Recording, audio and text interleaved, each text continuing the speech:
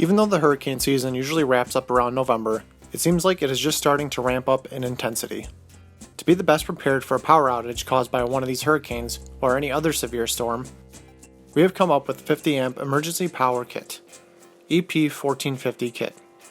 This kit contains just two products, a 50 amp inlet box and a 50 amp power cord in a length of either 15 feet, 25 feet, or 50 feet. To get the most power into your home, it is best to have a high-powered generator that is rated for up to 12,500 watts. Of course, this generator would also need to have a NEMA 1450 outlet to do so.